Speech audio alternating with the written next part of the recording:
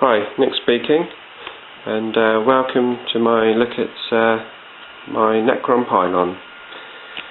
Why did I buy Necron Pylon?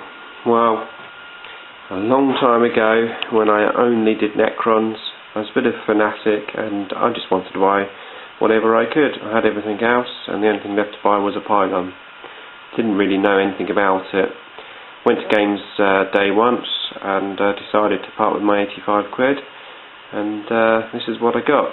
I had great fun assembling it. It is made of resin rather than the plastic. It was quite difficult to build. Resin isn't that great to build with, but it came out pretty well. The one thing that I really like about it is inside the crystal is actually got something in there so you can actually paint it.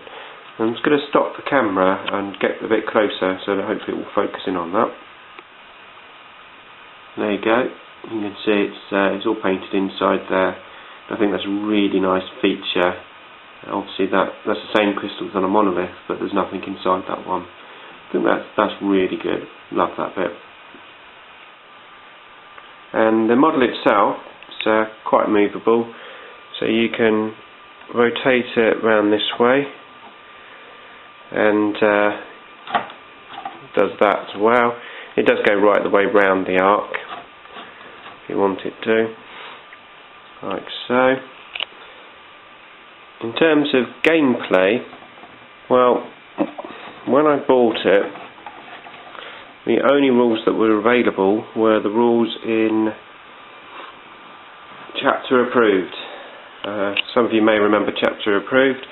It was like a yearly book that came out, had lots of updates and extra missions and games and stuff in there. Also, when I bought it from Forge World, this came from Forge World on the internet, and they did do some experimental rules for it. There you go, I've printed them out. Now, I believe there are some newer rules out. I think they came out in one of the Imperial books at one point, and probably are in the Apocalypse rule book. Haven't done the Apocalypse thing, probably won't do the Apocalypse thing. If any of you out there have a copy or know of the rules for the Necron Pylon, maybe a download or something, I really would appreciate some up-to-date rules. I know there's a different damage chart for it, and in the Chapter Approved I do use the War Machine damage table.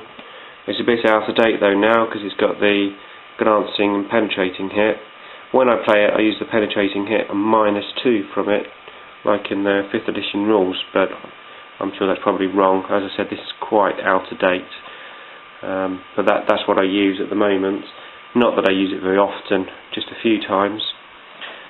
Going back to this Chapter Approved, the good thing about this is it tells you how to make your own War Machine, and if you can ever get a copy of this on eBay or something, it's well worth it. I've made my own Tyrannid monstrous creature, and it's really nice to experiment. You can have structure points.